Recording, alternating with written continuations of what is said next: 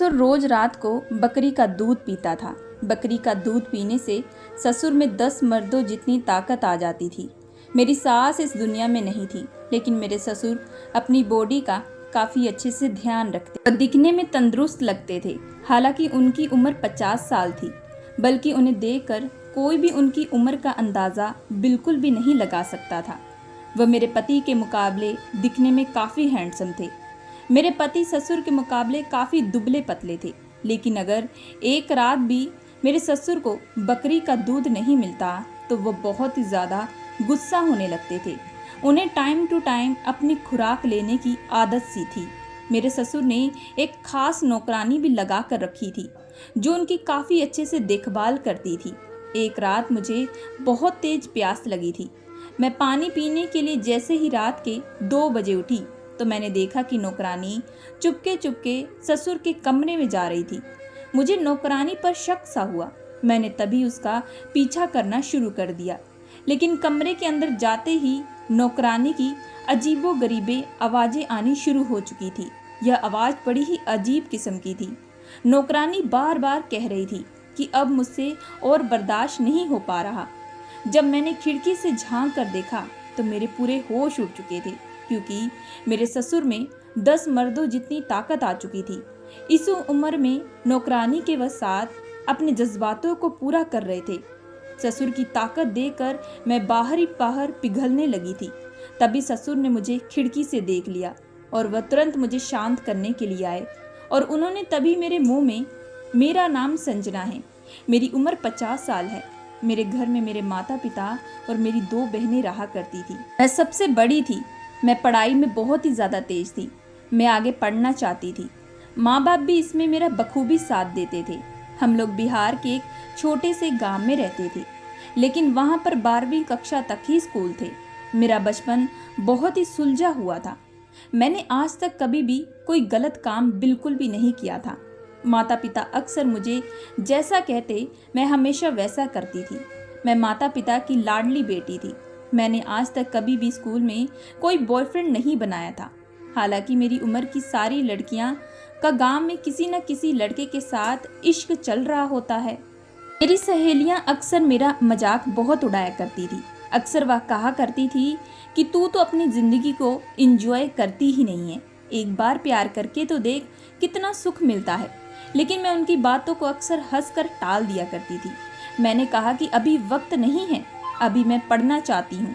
इस बात को सुनकर सहेलियाँ कहने लगी, पढ़ने लिखने से क्या होगा, कल को तो शादी ही करनी है और शादी के बाद घर की जिम्मेदारियाँ तो संभालनी है और उस वक्त तुझे याद आएगी ये सब दिन की कि काश मैं अपनी उस उम्र में किसी न किसी लड़के के साथ इश्क चला लेती। लेकिन मैं हमेशा अपनी सहेलियों की बातों को सुनकर इग्नोर कर दिया करती थी। अक्सर वह अपने बॉयफ्रेंड के साथ बिताए हुए पलों को मुझे बताती थी, जिसे सुनकर कभी कभार मेरे जज्बात बढ़ने लगते थे, क्योंकि अक्सर लड़कियां प्यार में आकर अपने बॉयफ्रेंड के साथ रात भी गुजार लिया करती थी, जो कि मेरे लिए एक बहुत गलत बात थी। प्यार एक अलग चीज होती है, लेकिन बिना शादी किए हुए ऐसे रिश्ते कभी नहीं टिकते। लेकिन हर किसी की अपनी अपनी सोच होती है। मैं किसी को मजबूर नहीं कर सकती थी।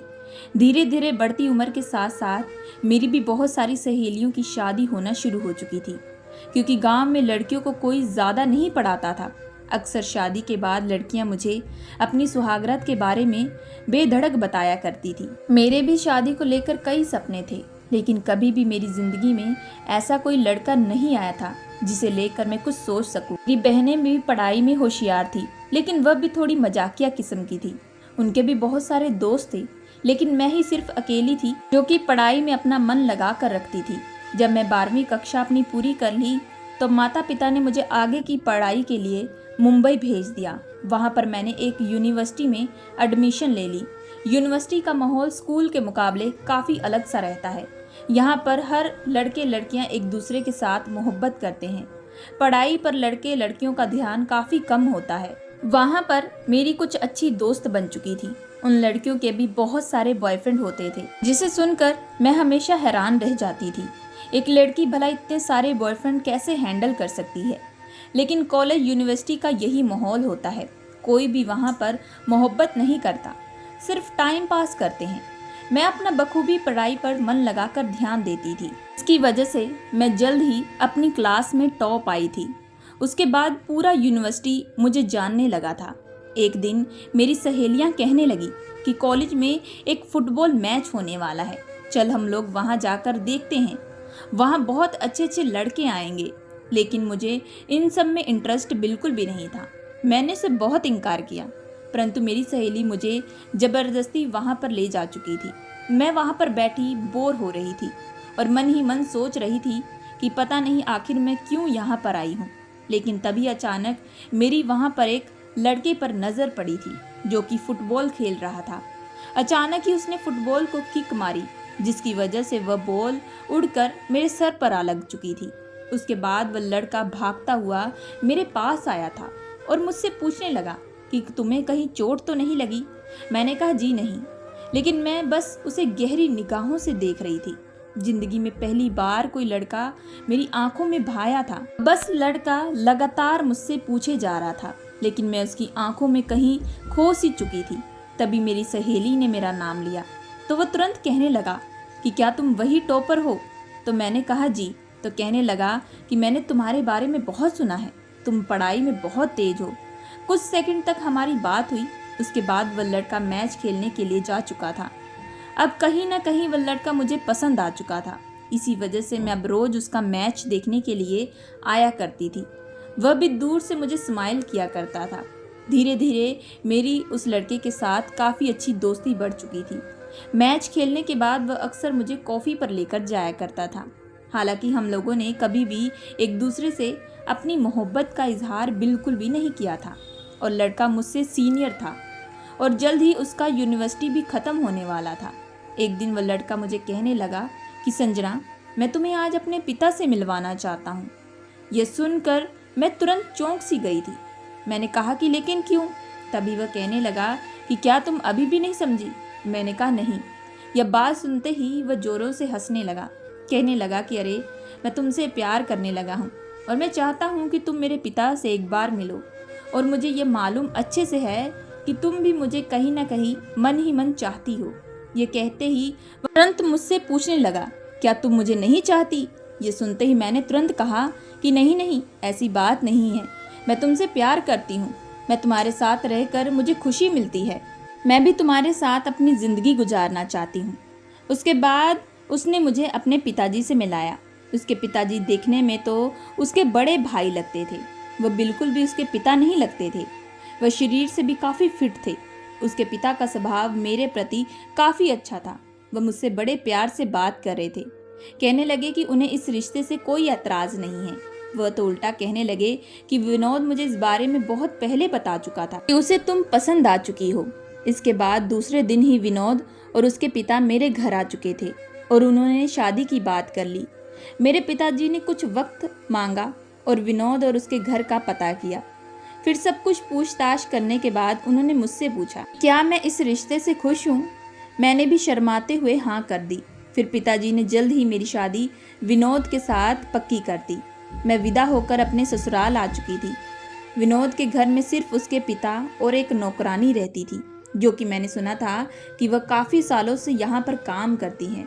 सुहागरात की रात मैं कमरे में बैठकर विनोद का बेसब्री से इंतज़ार कर रही थी। विनोद जैसे ही कमरे में आया तो तुरंत उसने लाइट बंद कर दी और अंधेरे में मुझसे अपने प्यार का इजहार करने लगा था। विनोद के प्यार को देखकर मैं काफ़ी ज़्यादा भावुक हो चुकी थी। जिंदगी में पहली बार कोई लड़का पसंद आया था और वही मेरा पति बन भी चुका था। मैं बहुत खुश थी। फिर धीरे धीरे विनोद ने मेरे सारे गहने उतारे और फिर वही हुआ जो हर एक पति पत्नी के बीच होता है। रात भर विनोद ने तो मुझे उठने तक ना दिया था। मैं बहुत खुश थी। लेकिन तभी सुबह नौकरानी कमरे का दरवाज़ा खटखटाने लगी थी। तभी विनोद भी मुझे कहने लगा कि संजना, जैसे जैसे सविता आंटी कहे तुम हमेशा वैसे ही करना और याद रखना कि सविता आंटी को कभी भी गलत बात मत बोलना, क्योंकि वह इस घर को काफ़ी सालों से संभालती आई है। हमने आज तक कभी भी उन्हें नौकरानी नहीं कहा। मैं भी अपने पति की बात को सराखों पर मान ली। मैं जैसे ही फ्रेश होकर उठी तो सविता आंटी मुझे कुछ घर की रस्में बताने लगी और उन रस्मों को करने के बाद ही ससुर हमारे पास आकर खड़े हो चुके थे। वो मुझे देखकर बहुत ही खुश हुए। कहने लगे कि तुम अपनी सविता आंटी के साथ रहोगी तो जल्द ही इस घर की बागदौड़ को अच्छे से संभाल लोगी। फिर ससुर ने मुझे खुश होकर मुंह दिखाई दी, जिसमें उन्होंने मुझे एक हीरे की अंगूठी दी थी। मेरे ससुर का एक बहुत ही बड़ा कारोबार था। उनके पास पैसों की कोई कमी नहीं थी। मेरा पति अपनी पढ़ाई कंप्लीट करने के बाद अपने पिता के कारोबार को संभालने लगा था।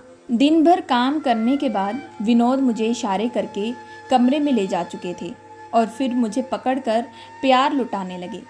विनोद के प्यार को देखकर मैं भी काफ़ी ज़्यादा पागल हो चुकी थी। सच में प्यार एक बहुत ही अच्छी चीज़ होती है। मैंने ज़िंदगी में पहली बार प्यार किया था और वह मुझे मिल भी चुका था। अगर किसी को सच्ची मोहब्बत मिल जाए तो ज़िंदगी पूरी आसान लगने लगती है। अब रोज़ विनोद मुझे कहीं ना कहीं घुमाने के लिए लेकर जाया करते थे। विनोद के साथ मैं बहुत खुश थी। वह मुझे हमेशा खुश रखते थे। मेरे माता पिता भी मुझसे मिलने के लिए अक्सर घर पर आया करते थे।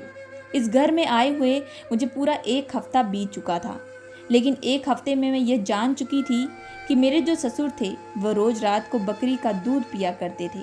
अगर उन्हें बकरी का दूध नहीं मिलता तो वह बहुत ज़्यादा गुस्सा करने लगते थे। सविता आंटी उनकी हर एक छोटी से छोटी चीज़ का बखूबी से ध्यान रखती थी। सविता आंटी को यहाँ पर आए हुए पूरे 10 साल से ऊपर हो चुके थे।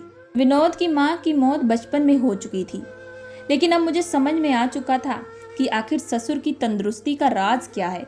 शायद वह रोज रात को बकरी का दूध पीते हैं, जिसकी वजह से उनमें इतनी ताकत आ जाती है और वह दिखने में भी काफ़ी हैंडसम लगते हैं। मैं मन ही मन सोचने लगी कि काश मेरे पति भी अपने पिताजी की तरह ही बकरी का दूध रोज रात को पिए तो वह भी काफ़ी तंदुरुस्त रहेंगे। मेरे पति दिखने में दुबले पतले थे। मैं अक्सर उन्हें कहती कि वह भी दूध पिया करें, लेकिन कहते कि मुझे दूध पीना अच्छा नहीं लगता। मेरे ससुर अपनी फिटनेस का काफ़ी अच्छे से ध्यान रखते थे। वह रोज़ घर पर जिम किया करते थे। उनका खाना पीना भी बाकी मुकाबले काफ़ी अलग सा रहता था। दूसरी तरफ रोज़ रात को वह बकरी का दूध भी पीना। मैं कभी कभार सोचती कि मेरी सास तो इस दुनिया में नहीं है, तो ये आखिर इतना किसके लिए बन ठन कर रहते हैं। अक्सर सविता आंटी के साथ वह बहुत ही हंसी मजाक से बात किया करते थे। ऐसा लगता ही नहीं था कि सविता आंटी यहाँ पर काम करती हैं। लेकिन फिर मैं ये सोचने लगती कि मैं ही गलत बात सोच रही हूँ और फिर मैं अपने दिमाग से इन बातों को निकाल दिया करती थी। मेरे पति को काम के सिलसिले से अक्सर एक शहर से दूसरे शहर जाना पड़ता था। वह घर पर बहुत कम रहा करते थे। रात को मुझे कभी कभार नींद भी नहीं आती थी, लेकिन एक रात मुझे बहुत तेज प्यास लगने लगी। उस वक्त रात के करीब 2 बज रहे थे। जैसे ही मैं पानी लेने के लिए उठी तो मैंने देखा कि सविता आंटी चुपके से ससुर के कमरे में जा रही थी। मैं सोचने लगी कि भला इन्हें इस वक्त ससुर से क्या काम होगा, लेकिन मैंने तभी ध्यान दिया कि सविता आंटी कमरे में जाते ही कमरे को अंदर से बंद कर ली थी और तभी बाहर से मुझे बहुत ही तेज तेज आवाज़ आनी शुरू हो चुकी थी। यह आवाज़ बड़ी ही अलग किस्म की थी, जो पति पत्नी रात को अक्सर किया करते हैं, जिसे मैं अपने लफ्ज़ों में बयां बिल्कुल भी नहीं कर सकती।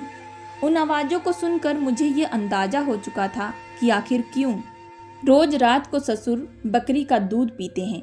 ससुर इस उम्र में भी इतना ताकतवर क्यों था। वह सविता आंटी के साथ लगातार अपने जज्बातों को पूरा कर रहा था। हालांकि इस उम्र में इंसान कमज़ोर हो जाता है, उसमें ताकत बिल्कुल नहीं रहती, लेकिन ससुर में तो 10 मर्दों जितनी ताकत आ जाती है। सविता आंटी काफ़ी रो रही थी। मुझे ये अंदाज़ा हो चुका था कि शायद वह सविता आंटी का इस्तेमाल कर रहे हैं, क्योंकि वह भी तो इस घर में मजबूरी की वजह से ही काम करती होंगी। अगर वह ससुर की इच्छा पूरी नहीं करती तो शायद उन्हें अपने काम से भी हाथ धोना पड़ सकता है। मुझे समझ में नहीं आ रहा था कि आखिर मैं क्या करूं। उसके बाद मैं चुपचाप अपने कमरे में जा चुकी थी। अगर मैं अपने पति को इस बारे में कहूँगी तो शायद वह मुझ पर गुस्सा करेंगे या फिर विश्वास भी ना करे।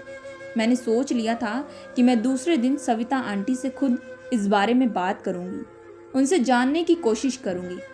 दूसरे दिन जैसे ही मैं किचन में गई तो सविता आंटी की आंखें काफ़ी सूजी हुई थी। मुझे अंदाज़ा लग चुका था कि ससुर काफ़ी जालिम आदमी है। वह सविता आंटी के साथ अपनी इच्छाओं को पूरा कर रहा है।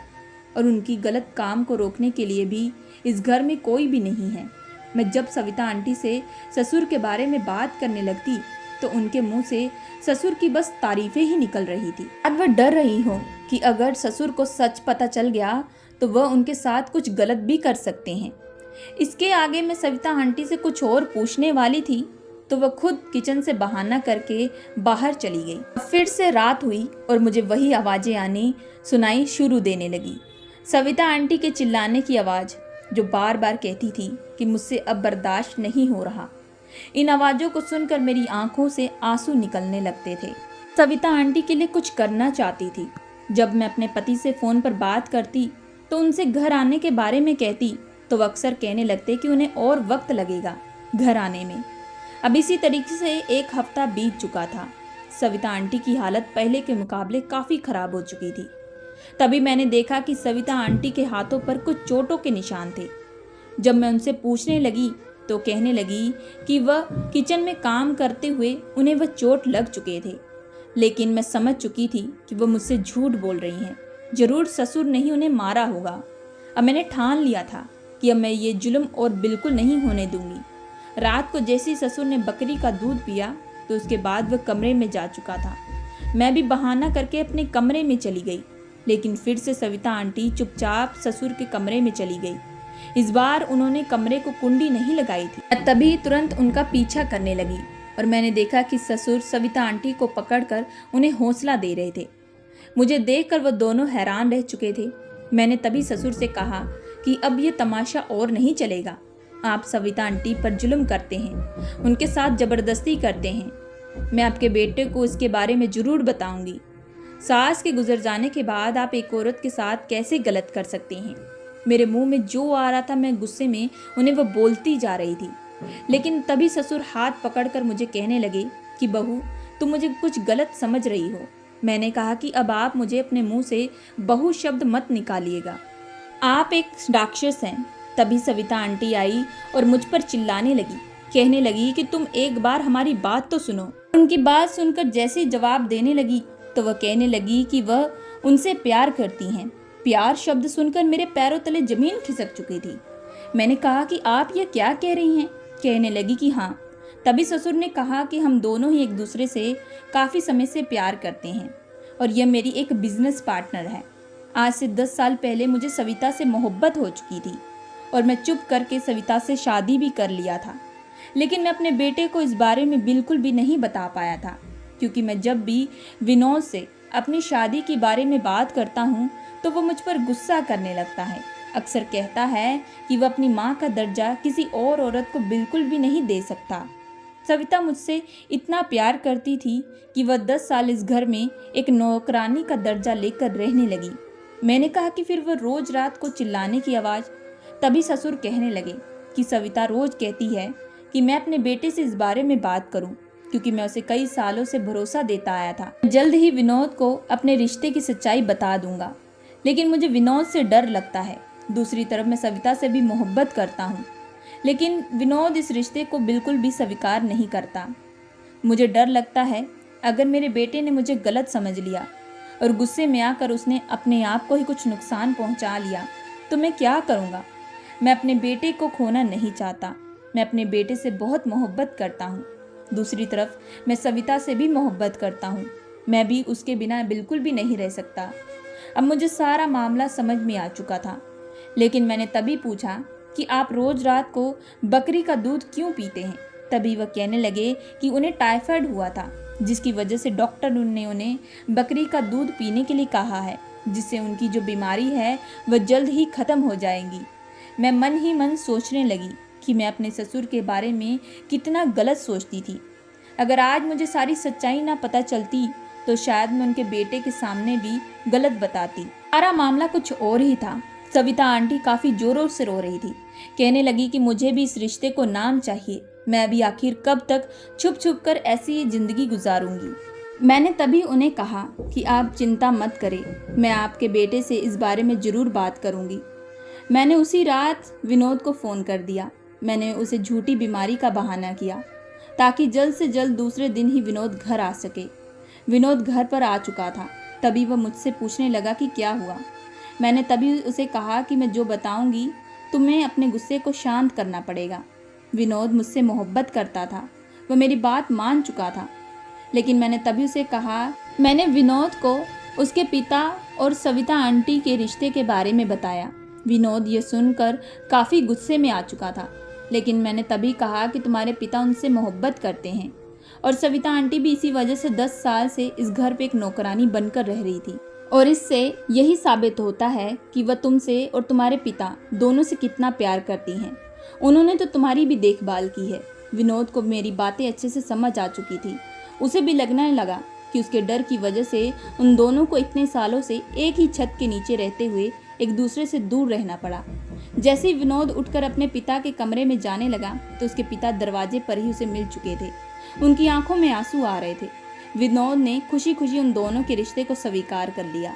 अब वह दोनों खुशी खुशी एक छत के नीचे पति पत्नी बनकर रहने लगे हैं। अब सविता आंटी मेरी सास बन चुकी थी। हम सभी मिलकर अब खुशी खुशी रहने लगे। दोस्तों, मैं आशा करती हूँ कि आप लोगों को ये कहानी पसंद आई होगी। अगर आप लोगों को ये कहानी पसंद आई है सो प्लीज़ हमारे चैनल को लाइक एंड सब्सक्राइब जरूर करिएगा एंड बेल आइकन का बटन जरूर दबाइएगा।